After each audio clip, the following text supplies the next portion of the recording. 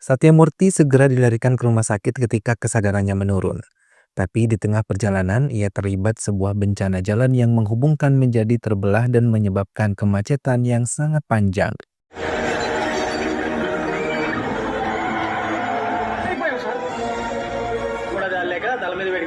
Satya dibawa dengan dipanggul hingga tiba di rumah sakit. Ia tidak bisa diselamatkan.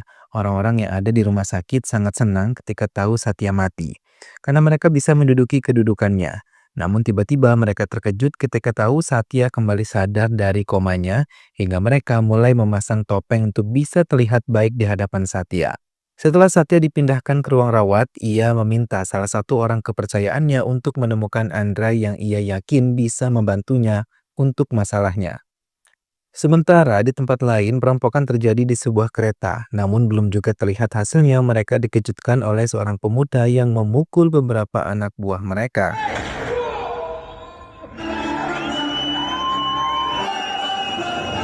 Perampok yang mengenal pria tersebut merasa takut karena mereka tahu bagaimana pria itu bisa menaklukkan semuanya. Pria yang dikenal sebagai petugas polisi bernama Andra memang dikenal sebagai petugas yang ditakuti oleh semua penjahat yang ada di tempatnya. Tak lama mereka bisa ditaklukkan oleh Andra dan memberikan jebakan.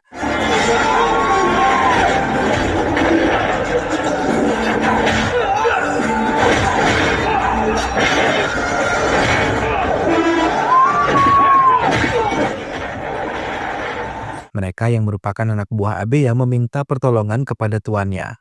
Abeya pun datang dalam waktu cepat dan meminta Andra untuk bisa membebaskan mereka. Andra terdiam dan membiarkan ia melepaskan sendiri ikatan di tangan anak buah mereka. Sementara Andra sendiri pergi meninggalkan mereka.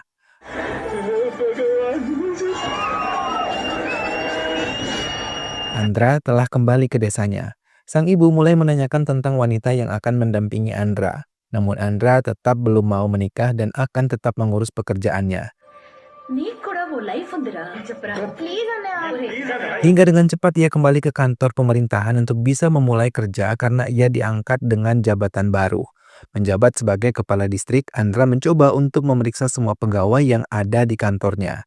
Ia mengumpulkan mereka dan mendatangi tempat di mana mereka bertanggung jawab.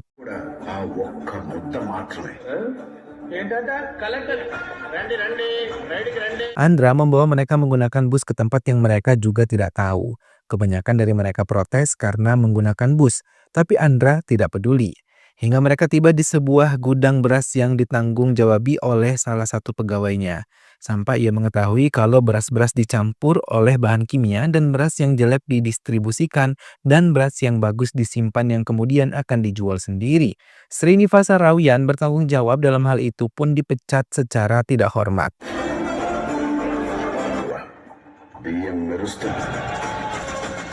Selanjutnya, ia mendatangi sebuah pusat perbelanjaan yang ditanggung jawabi oleh Maleswara. Andra memanggil satu mobil pemadam kebakaran. Namun mobil tersebut tidak bisa masuk ke area parkir karena terlalu sempit. Andra sangat marah karena mereka tidak memperhitungkan keselamatan orang-orang yang ada di tempat itu. Hingga Andra memutuskan untuk menghancurkannya dalam sekejap. Maleswara tidak bisa berbuat banyak ketika melihat gedung miliknya sama rata dengan tanah. Bus kembali berjalan dan siap menuju ke tempat tujuan lain. Namun semua pegawai yang ada di dalam bus tersebut memohon dan meminta kesempatan untuk bisa memperbaiki semuanya. Di sebuah pesta pernikahan, Andra yang datang bersama teman-teman kecilnya mulai mabuk dan mereka mencoba memancing tentang wanita di hidup Andra. Dalam keadaan setengah mabuk, Andra mau menceritakan tentang masa lalunya dan juga cintanya. Di AP University, Andra berhasil menggagalkan penjualan ganja di area kampusnya. Ia menghancurkan semua tanaman yang ada di tempat itu.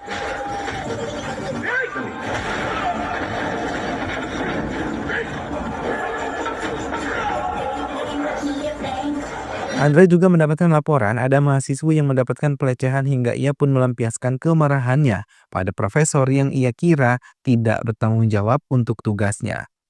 Melihat hal itu putrinya, Depika, sangat marah dan mencoba menjelaskan kalau ayahnya bukanlah profesor yang dimaksudkan oleh Andra. Mendengar penjelasan itu, Andra terdiam. Namun profesor yang sudah terlanjur marah melaporkan tindakan Andra ke pihak berwajib. Andra pun dipenjara.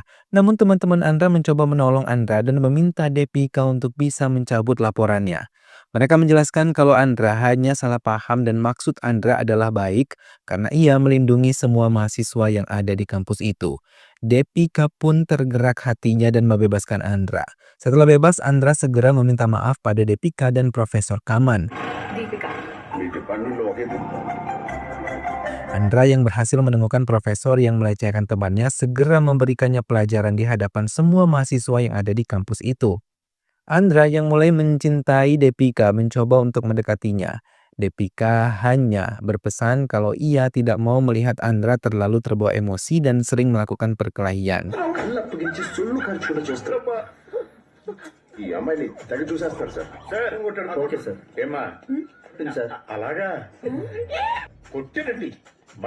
Namun Andra yang merupakan pria disiplin dan sangat menjunjung kejujuran tidak selamanya bisa mengendalikan emosinya, terlebih melihat sesuatu yang salah di hadapannya.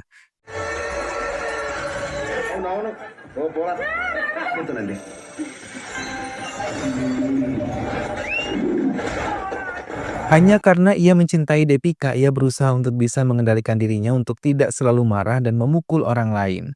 Depika yang melihat perubahan pada diri Andra mulai merasakan mencintainya. Depika berulang kali menasihati Andra untuk bisa terus mengendalikan diri dari kemarahan hingga hidupnya akan lebih damai. Bahkan Depika memberikannya tantangan bila Andra berhasil menjadi anggota petugas IPS dan menggunakan semua kemarahannya untuk jabatan itu menolong rakyat. Depika akan mencintainya dengan tulus. Namun sampai ia mendapatkan jabatan itu, Depika tidak pernah muncul kembali di hidupnya. Tambang pasir ilegal didatangi oleh Ram. Melihat kedatangannya, pemilik itu hanya memperhatikan apa yang bisa dilakukan Andra. Berhari-hari Andra berdiam di tempat itu hingga Andra berhasil mendapatkan bukti kecurangan yang dilakukan Gonda di tambang pasir ilegalnya.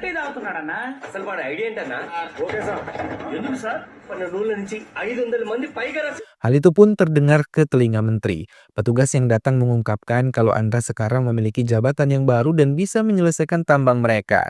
Ia diminta menyuap pengadilan sebanyak 10 lakhs untuk bisa membebaskan tambang itu. Ia mulai merencanakan hal yang jahat untuk Andra.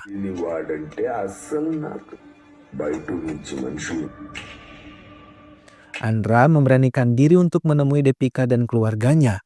Melihat penampilan Andra yang telah banyak berubah, Depika juga yang masih mencintainya mencoba mengendalikan diri untuk tidak berbuat berlebihan di hadapannya.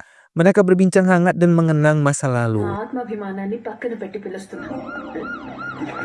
Tak lama beberapa mobil pejabat datang.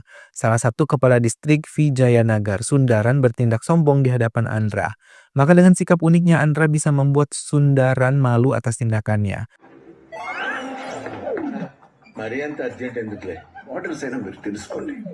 Melihat Andra bisa mengendalikan kemarahan dengan baik dan bijaksana, Depika memeluk erat Andra dan menerima cinta dari Andra. Pranam yang mau tambang pasirnya dibebaskan mendatangi Andra yang ada di kantornya. Ia menyerobot masuk dan meminta Andra bisa mengikuti kemauannya. Andra dengan tenang mengatakan prosedur yang bisa dilakukan Pranam untuk bisa mendapatkan kembali miliknya. Pranam sangat marah, namun mau tidak mau ia mengikuti aturan yang dibuat oleh Andra, mengantre untuk mendapatkan giliran bertemu dengan Andra. Hingga saat sore hari semua orang telah pergi, Pranam diizinkan untuk bisa menemui Andra. Dalam pertemuannya, Andra meminta Pranam mengungkapkan apa yang ia inginkan. Pranam sangat marah, bahkan dengan sombong ia mengungkapkan siapa dirinya. Selain menteri, ia juga merupakan putra pejabat di negara ini. Bahkan ia merendahkan jabatan Andra. Mendengar hal itu, Andra berbalik menelanjangi semua kebusukan dari keluarga Pranam yang merupakan pejabat namun rakus akan harta yang bukan haknya.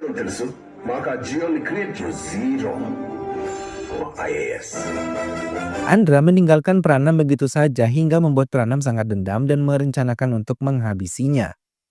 Depika memperkenalkan dengan keluarganya, namun Andra begitu heran dengan yang dikerjakan oleh ibu Depika. Ia menjelaskan sudah banyak petisi yang ia ajukan untuk kepala distrik Vizag namun tak satu pun diperhatikan olehnya. Hingga saat Satyara melakukan orasi di lapangan, ia dibawa oleh Andra menemuinya secara langsung. Melihat hal itu, Satyaram merasa ketakutan. Ia mendengarkan apa yang menjadi keluh kesah Ibu Depika yang menjelaskan kalau telah terjadi malpraktek atas dirinya, namun Pranam yang ada di tempat itu mencoba menghentikan semuanya. పాపం పెరిగిపోతుంది. ఎవరు సార్ అమ్మ జాన్స్ కి బ్రెయిన్ కి కూడా ఎఫెక్ట్ అవుతుంది. ఉంది ఎగ్స్ లో ప్లాస్టిక్ ఉంది. ఆవిడ చెప్తుంది నిజమా? Andra mencoba membantu Ibu Depika dan memberikan bukti di hadapan Satyaram. Namun semua bukti-bukti itu dibuang oleh Pranam dan menyebut mereka adalah pengacau.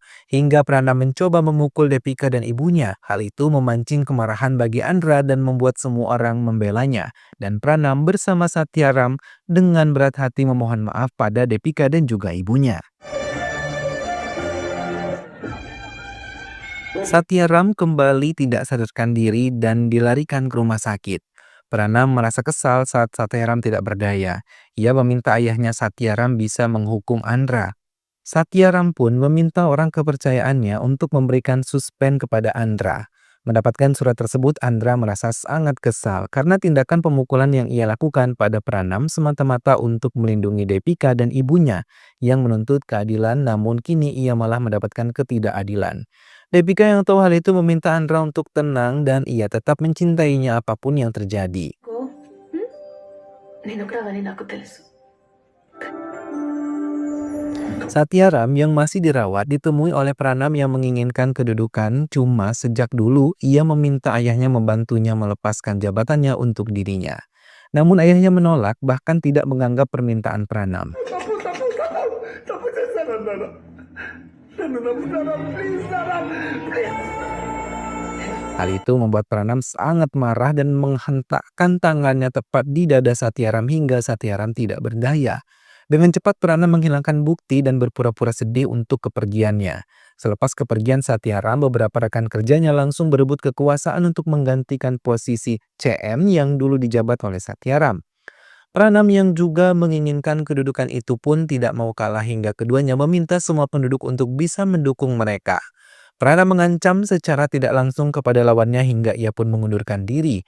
Ia meminta pendukungnya untuk bisa memberikan dukungan penuh pada Devi Pranam untuk bisa menduduki jabatan CM. Pernikahan Andra dan Depika pun dilakukan. Sedangkan Pranam yang menjabat sebagai CM dan Andra bukan lagi penghalangnya. Ia mulai berbuat onar. Semua orang-orangnya dikerahkan hingga kekacauan terjadi di mana-mana. Ia meminta petugas menangkap Andra yang akan melakukan pernikahan dengan tuduhan pemukulan Satyaram hingga ia meninggal. Andra dijebak. Ia bukan dibawa ke kantor polisi, namun ia ditinggalkan untuk bisa menghadapi orang-orang Pranam. Mau tidak mau Andra menghadapi mereka.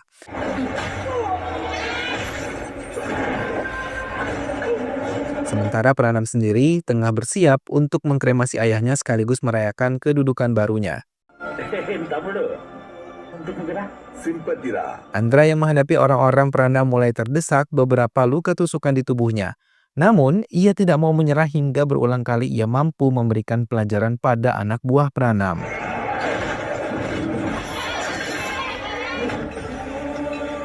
Di tempat yang berbeda, orang kepercayaan Satyaram membuka flash disk yang berisikan rekaman terakhir sebelum beliau meninggal.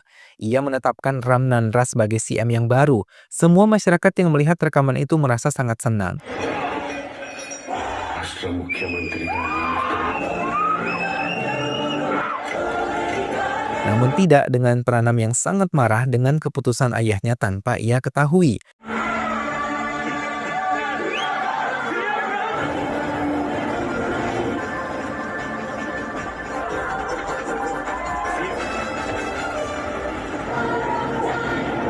Andra yang sudah mendapatkan kedudukan baru lagi mengikuti upacara kremasi Satyaram. Bahkan ia yang menghidupkan api pertama untuk kremasi Satyaram. Ayah Andra yang kini menjadi CM juga mendirikan partai untuk kesejahteraan rakyatnya. Namun saat ia melakukan pertemuan dengan pendukung partainya, ia kesulitan untuk berbicara, semua membuat orang kebingungan dengan yang terjadi pada Andra. అక్కడ తెలియజేస్తాం ఎజెండా తెలియకుండా డబ్బులు Hingga ia pun mencoba beberapa pengobatan dibantu oleh istrinya. Ia pun merasakan putus asa. Pengobatan ia jalani dan latihan terus-menerus juga ia jalani.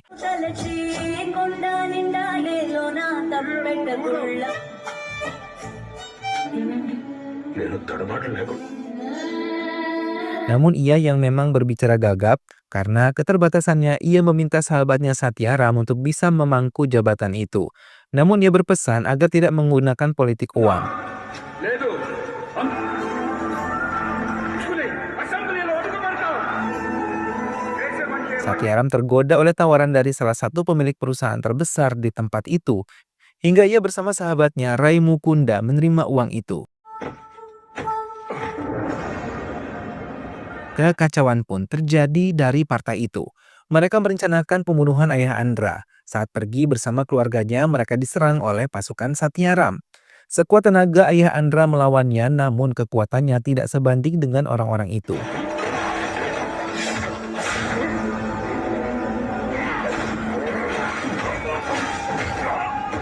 Ia pun meminta tolong pada pihak kepolisian, namun mereka yang sudah bekerja sama dengan Satyaram dan Rui Mukunda tidak menanggapi keluhan ayah Andra, terlebih gagap yang diderita menyulitkan mereka mengerti perkataannya. Ayah Andra pun mencoba kembali meminta tolong kepada salah satu pengurus partai, namun lagi-lagi usahanya gagal karena dihabisi oleh Satyaram dan Rui Mukundu. Ayah Andra terus mencari pertolongan karena tubuhnya terluka dan tak lama ia bertemu dengan Satyaram dan Rui Mukundu. Namun bukannya ditolong, mereka malah menikam ayah Andra hingga benar-benar tidak berdaya. అట్టేమి రద్దు చేసే హక్కు నువ్వే చెప్పరా Andra kecil dan ibunya yang melihat itu sangat terpukul, terlebih karena keduanya adalah orang kepercayaan suaminya. Satyaram yang terlalu serakah akhirnya menghabisi Rui Mukundu dengan tangannya sendiri hingga ia benar-benar menguasai partai besar di daerahnya. Orang kepercayaan Satyaram mengakhiri ceritanya pada Andra. Mendengar hal itu, ia benar-benar tidak percaya dengan keserakahan dari Satyaram. Andra yang kini tahu ibu yang di panti jompo Depika adalah ibunya segera menemuinya. Sang ibu yang buta kini menyadari kehadiran putranya segera memberikan syal kesayangan suaminya. Ia pun memberikan bukti-bukti kejahatan yang dilakukan oleh Satyaram. Ramandra yang diusulkan menjadi CM oleh beberapa pejabat di tempat itu mulai menerimanya karena ia mau mengambil alih partai yang dulu milik ayahnya. Namun Pranam yang ada di tempat itu tidak setuju dan memintanya untuk menyerahkan jabatan itu kepada dirinya. Hingga tiba-tiba Andra menyerahkan kursi kepemimpinannya kepada Andra karena ia tetap ingin menjadi petugas ISIS. Andra pun menandatangani surat pemindahan kekuasaan dan mengalihkan semuanya untuk Pranam. ధన్యవాదాలు నేను మిస్టర్ మోపిదేవినే ఉండనివ్వండి ఏంటిది Andra pergi meninggalkan tempat itu disambut sorak kemenangan pendukung Pranam. Namun banyak yang melakukan petisi dan menolak Pranam menjadi pemimpin, hingga menetapkan Andra menjadi pemimpin. Tak lama Andra datang ke kantor Pranam untuk mengejeknya yang lagi-lagi gagal di posisinya. వచ్చాయి rules and రెగ్ క్లోజ్డ్ ఎలా నా ట్రాన్స్ఫర్మేషన్ తెలియక నన్ను ఇప్పుడే చూస్తున్నా Pranam mengancam ia akan mengambil posisi itu kembali dalam waktu 3 bulan di pemilu yang akan datang. Ia menyerahkan semua kekayaannya untuk orang-orang yang akan mendukungnya. ఎక్కడెక్కడ ఉన్న వాళ్ళని ట్రాన్స్ఫర్ చేయించి ఏం చెప్పినా సరే అంటే తలాడించండి Sementara Andra mulai menyatukan kembali suara yang dulu hilang untuk partainya dibantu oleh Depika dan orang kepercayaannya. Andra mulai menyingkirkan orang-orang yang memiliki niat korupsi di pemerintahannya. Ia tidak mau di pemerintahan akan ada orang-orang yang memakan hak orang lain. Semua mulai menyiapkan untuk kemenangan pemilu nanti, kedua belah pihak menggunakan cara yang berbeda. Andra lebih mendekatkan diri pada penduduk desa dan Pranam mendekatkan diri dengan para pejabat setempat. వెళ్ళినా సరే చెంపలు వేసుకొని గవర్నమెంట్ కూడా అలాగే వెళ్తుంది ఇది కూడా వద్దంటారేంటి సారు డబ్బులు ఖచ్చితంగా తీసుకుంటారు సార్ అది వీళ్ళ తప్పు కాదు పోయినసారి 2,000 ఇచ్చారు తీసుకురాడు ఈ నియోజకవర్గంలో ఏ 20,000 అడిగితే 4,000 డబ్బులు తీసుకుని ఓటేసి అడుగులు పెడుతున్నాడు Banyak janji yang diutarakan oleh kedua pihak. Karena keduanya mau memenangkan pemilihan ini, uang-uang pun mulai digelontorkan pihak Pranam untuk bisa memberikan suara mereka. Pranam juga mendatangi warga desa dan memberikan mereka uang yang cukup banyak untuk bisa membantunya di pemilihan nanti. Harta kekayaan Pranam pun berkurang sedikit demi sedikit, tapi Pranam yakin kalau ia akan memenangkannya. Pendistribusian suap yang dilakukan orang-orang Pranam berhasil dihentikan oleh Andra. Barang bukti berupa kontainer yang memuat uang banyak berhasil dihentikan oleh Andra dan pasukannya. Seize the lorry నొక్కి 200 కోట్లు తీసుకొస్తున్నారు.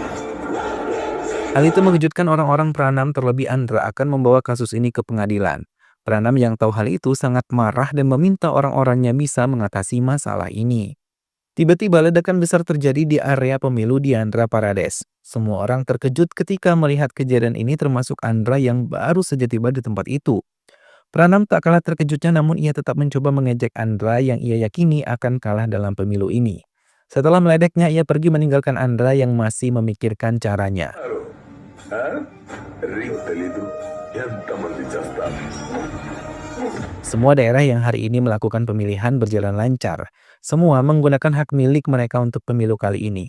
Orang-orang Pranam pun melakukan kecurangan karena mereka berulang kali mencoblos dengan menghapus tinta tanda pencoblosan itu. Pranam datang kembali ke Andra untuk memberikannya ejekan, namun ia tidak tahu kalau orang-orangnya telah masuk jebakan Andra yang menggunakan cairan kimia pada tinta, hingga bila mereka terkena tinta itu terus-menerus, maka tangannya akan membengkak.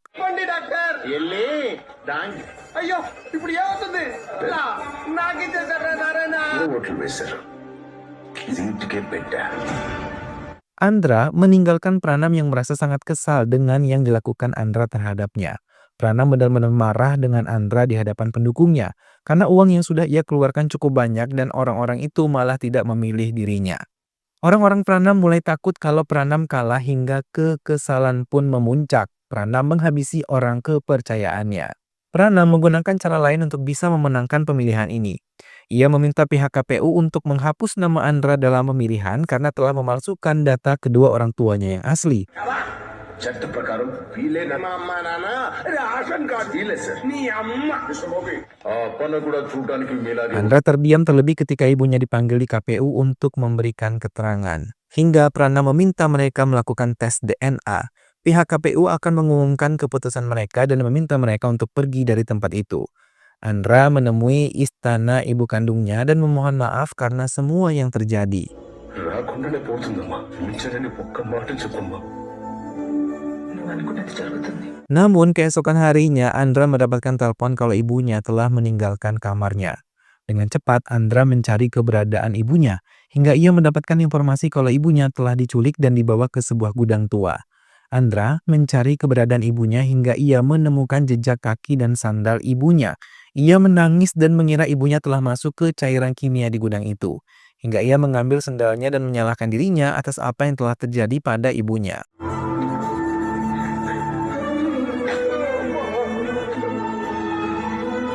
Perhitungan suara mulai dilakukan. Semua memenangkan Andra, membuat Pranam merasa sangat kecewa dan mencoba membuat rencana baru untuk merusak semua tanda surat suara minimal di 13 tempat. అంచనా వేస్తున్నాయి. లో ఉన్న మొత్తం 13 counting centres Andra yang tahu hal itu melakukan cara lain untuk bisa membawa surat-surat suara itu tetap aman.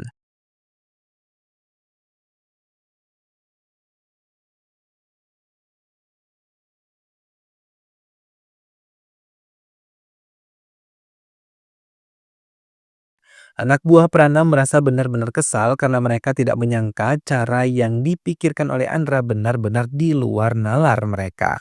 Orang-orang itu pun mulai membuat kekacauan hingga melewati petugas KPU. Andra pun mulai melakukan perlawanan. Ia memberi pelajaran pada semua orang-orang itu.